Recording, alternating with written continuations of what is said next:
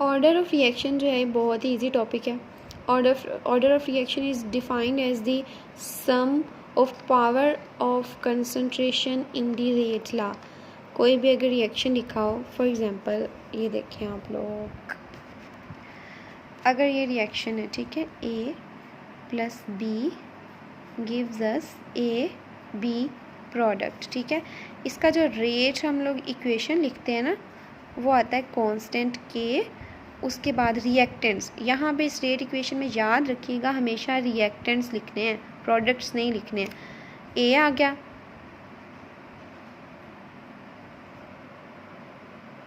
ठीक है, बी आ गया, उसके बाद ए कितने नंबर ऑफ मोल्स हैं, एक ही है ना, कुछ नहीं लिखा हुआ, इसका मतलब है 1 नंबर ऑफ मोल है। बी के कितने नंबर ऑफ मोल्स है, 1 है, तो यहाँ पे 1 ए की इसके, ए की इसके हैं, ठीक है। अब इनका ऑर्डर निकालना है। पहले रेट इक्वेशन हम लोगों ने लिख ली है, के कांस्टेंट है, उसके बाद रिएक्टेंट्स लिखे हैं, रिएक्टेंट्स के ऊपर जो पावर्स आई हैं उसकी वो कोफिशिएंट्स हैं। ये क्या है, जो रिएक्टेंट के साथ 1 2 इस तरह से लिखा होता है वो रिएक्टेंट्स के कोफिशिएंट होते हैं। जब रेट इक्वेशन लिखते हैं तो वो कोफिशिएंट कहाँ चले जाते हैं, पार में चले जाते हैं। और ये कोफिशिएंट का मतलब होता है मोल्स हैं। ये ए 1 मोल यूज़ हो रहा है, बी 1 मोल यूज़ हो रहा है। ऑर्डर ऑफ रिएक्शन में हम लोग इन कोफिशिएंट्स को, इन पावर्स को प्लस कर देते हैं। 1 + 1 = 2। इसका क्या मतलब है, ये सेकंड ऑर्डर रिएक्शन था, ठीक है। यूँ सॉल्व करना है इसको। अब देखें यहाँ पे रेट इक्वेशन लिखी है हम लोगों ने एक रिएक्शन की, ये रेट इक्वेशन है, ठीक है। रेट इक्वेशन के अकॉर्डिंग क्या है, के = a की पावर m b की पावर n। ये रेट लॉ है या रेट इक्वेशन है। जब हम इसका ऑर्डर लिखेंगे रिएक्शन का तो क्या करेंगे, इन पार्ट्स को प्लस कर देंगे। Order of reaction = m + n। इन दोनों को हम लोगों ने प्लस कर दिया है। तो ये एक्सपोज्ड आप लोगों को इक्वेशन बताइए कि ऑर्डर निकालना कैसे है, कोई भी रिएक्शन आ जाए। उसके नीचे एग्जाम्पल देखें, ये सारी रेट इक्वेशन दी हुई हैं, ठीक है, रेट इक्वेशन है, ये इधर ऑर्डर लिखा हुआ है। यहाँ पे फर्स्ट वाली देखें, रेट = k × n2O5, कितनी है इसके ऊपर पावर, कुछ नहीं है, इसका मतलब 1 है, ठीक है। तो ऑर्डर ऑफ रिएक्शन 1। दूसरी रेट इक्वेशन देखें, इसकी पावर भी 1 है, इसकी पावर भी 1 है, कुछ ना लिखा हो पावर में, इसका मतलब होता है कि 1 पावर है उसकी, ठीक है। अगर कोफिशिएंट जो है, जैसे यहाँ पे कोफिशिएंट है, यहाँ पे कुछ नहीं लिखा हो तो इसका मतलब है 1 1 प्रेजेंट है, ठीक है। और जब इस इक्वेशन से हम रेट लॉ लिखते हैं, फिर के को लिखते हैं, उसके बाद रिएक्टेंट्स को लिखते हैं, और ये जो कोफिशिएंट्स होते हैं ये पावर में चले जाते हैं। हमेशा इक्वेशन से हमने पहले रेट लॉ लिखना है, रेट लॉ लिखने के बाद इन पावर्स को क्या करना है, प्लस कर देना है। जो आंसर आएगा वो ऑर्डर के इक्वल होगा। यहाँ पे हमें रिएक्शन नहीं दिया गया, डायरेक्ट रेट इक्वेशन या रेट लॉ दिया हुआ है, उससे हमने ऑर्डर निकालना है। अब यहाँ पे क्या करेंगे, 1 यहाँ पे 1 यहाँ पे, 1 + 1 = 2। अगला देखें NO2, एक ही रिएक्टेंट है, उसके ऊपर पावर कितनी है, 2 इसका ऑर्डर ऑफ रिएक्शन है। यहाँ पे देखें NO क्या है, इसके ऊपर पावर 2 है, H2 के ऊपर पावर कुछ नहीं है, इसका मतलब 1 है। 1 + 2 थर्ड ऑर्डर रिएक्शन है।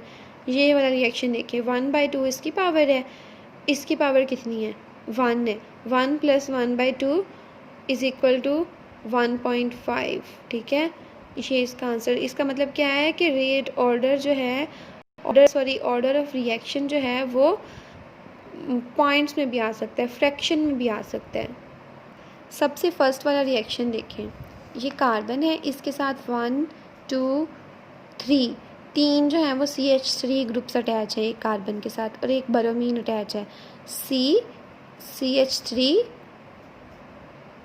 CH3 थ्राइस है, साथ में C है और साथ में B आ रहा है, ठीक है। तो क्या हो रहा है, मैं इसको सेट कर लूँ कैमरा यहाँ पे, ठीक है, ओके।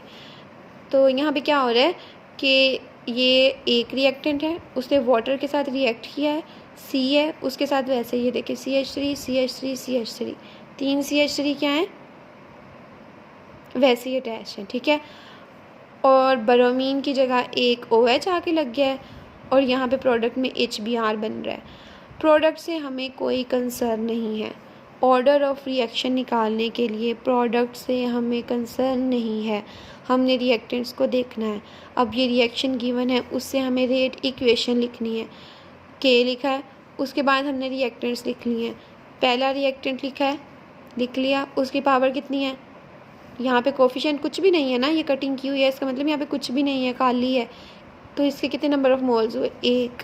कोफिशिएंट कितना है इसके साथ, 1। वो यहाँ पे कहाँ चला जाएगा, पावर में 1। और उसके साथ वाटर है, हमने वाटर यहाँ पे क्यों नहीं लिखा, वाटर को हम लोगों ने यहाँ पे इग्नोर कर दिया है। वाटर यहाँ पे एज ए सॉल्वेंट यूज़ हो रहा है, हम उसको इग्नोर कर देंगे और वो हम लोग रेट इक्वेशन में नहीं लिखेंगे। इसको हम लोग बोलते हैं, ये सूडो फर्स्ट ऑर्डर रिएक्शन है। सूडो का क्या मतलब होता है, सूडो होता है झूठ मूठ का, ठीक है। ये first order reaction pseudo first order reaction है, कंप्लीट नहीं है, क्योंकि हम लोगों ने इसमें वाटर को इग्नोर किया है, ठीक है। अगर फॉर एग्जांपल हम वाटर को भी कंसीडर करते तो ये सेकंड ऑर्डर रिएक्शन बनता ना, लेकिन हम लोगों ने वाटर को कंसीडर नहीं करना। क्यों नहीं करना, वाटर बहुत ज़्यादा एक्सेस में यूज़ हो रहा है, उसको इग्नोर कर देना है, जस्ट इसी को ही रिएक्टेंट को लिखना है। ये रिएक्टेंट समझना ही नहीं है, इसको सिर्फ यही रिएक्टेंट है, इसकी पावर 1 है, तो फर्स्ट ऑर्डर हो गया, सूडो फर्स्ट ऑर्डर रिएक्शन हो गया।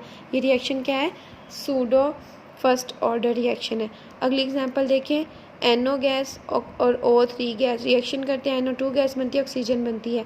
NO और O3 क्या है, इनके पावर्स में 1 इसकी है पावर, 1 इसकी है, 1 + 1 = 2।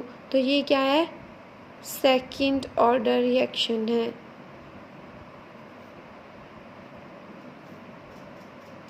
ये सेकंड ऑर्डर रिएक्शन है। अगला देखें, ये एक पूरा रिएक्शन दिया हुआ है, अगर हम इसकी पावर्स को प्लस करें ना, 6 + 2, ठीक है, इसके कोफिशिएंट्स को प्लस करें तो ये 8 ऑर्डर रिएक्शन, सॉरी 6 7 8, हाँ 8 ऑर्डर रिएक्शन बनता है। तो ये 8 ऑर्डर रिएक्शन है क्या, ये नहीं है। हम इस रिएक्शन के स्टेप्स लिखेंगे। ये फर्स्ट स्टेप लिखा है हमने, FeCl3 + 2Ki, ठीक है, FeI2 बन गया, 2KCl बन गया, ये स्लो रिएक्शन था।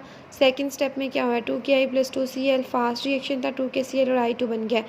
हमने स्लोएस्ट स्टेप जो होगा ना, अगर कोई रिएक्शन स्टेप्स में आपको दिया गया है ना, तो उसका हमने सबसे स्लो स्टेप देखना है। जो स्लो स्टेप है उसके अकॉर्डिंग कोफिशिएंट्स को प्लस करना है। 2 इसके साथ है, 1 इसके साथ है, 2 + 1 थर्ड ऑर्डर रिएक्शन है, इस रिएक्शन को कंसीडर करना है। स्लोएस्ट स्टेप को कंसीडर किया है, उसी के अकॉर्डिंग रेट इक्वेशन लिखी है, ठीक है। ये 1 है, इसका कोफिशिएंट 1 था, इसकी पावर 1 हो गई। इसका कोफिशिएंट कितना था, 2 था, इसकी पावर 2 हो गई। 2 + 1 थर्ड ऑर्डर जो है ना, ये रिएक्शन है। अब देखिए यहाँ पे कुछ रिएक्शंस ऐसे भी होते हैं कि हमें नज़र तो यहाँ पे आ रहा है रिएक्शन में, देखें कि 1 इसका कोफिशिएंट है, 1 इसका है, तो इसको सेकंड ऑर्डर रिएक्शन होना चाहिए, लेकिन इसका ऑर्डर फ्रैक्शन में आता है। वो क्यों आता है, ये रेट इक्वेशन जो होती है ना, ये एक्सपेरिमेंटली डिटरमाइंड होती है, ठीक है। रेट इक्वेशन को एक्सपेरिमेंटली डिटरमाइन किया जाता है, तो जब इसको डिटरमाइन किया, एक्सपेरिमेंट किया, परफॉर्म पूरा, तो इसकी जो पावर आई है वो 1 आई है, लेकिन Cl2 की 1/2 आई है। इन दोनों को जब प्लस किया है तो 1.5 आंसर आया है, ठीक है। ये बात भी आप लोगों ने जहन में रखनी है। ये एक एक्सपेरिमेंटली डिटरमाइंड रेट इक्वेशन होती है। कभी कभी ऐसा नहीं भी होता कि इसके इक्वेशंस को प्लस कर दें हम लोग तो वही उसका ऑर्डर हो, ठीक है। रेट इक्वेशन जो है ये एक्सपेरिमेंटली आती है। जब एक्सपेरिमेंटली इसको निकाला गया है तो इसकी पावर 1 थी, इसकी 1/2 आई है, 1 नहीं आई, हाफ है इसकी, तो इसका ऑर्डर आया है 1.5। इसके अलावा जो फोटोकेमिकल रिएक्शंस होते हैं वो ज़ीरो ऑर्डर रिएक्शंस होते हैं। ज़ीरो ऑर्डर रिएक्शंस कौन से होते हैं, वो रिएक्शंस होते हैं कि जिनकी जो रिएक्शंस होते हैं वो डिपेंड ही नहीं करते हैं रिएक्टेंट्स के ऊपर, बिल्कुल भी डिपेंड नहीं करते उनके प्रोडक्ट्स, इसलिए हम उनको ज़ीरो ऑर्डर रिएक्शंस कहते हैं। बाकी first order, second order, third order, ये रिएक्टेंट्स के कोफिशिएंट्स आ रहे हैं, हम उनको जो है वो पार रेट इक्वेशन में लिख रहे हैं, उनकी पार्स को प्लस कर रहे हैं, आंसर निकाल रहे हैं। तो इसका मतलब क्या है कि रिएक्शन रिएक्टेंट्स पे डिपेंड कर रहा है, लेकिन अगर रिएक्शन रिएक्टेंट पे डिपेंड ही ना करे तो उस रिएक्शन को ज़ीरो ऑर्डर रिएक्शन कहते हैं, और उसी एग्जांपल में फ़ोटोकेमिकल रिएक्शन आते हैं।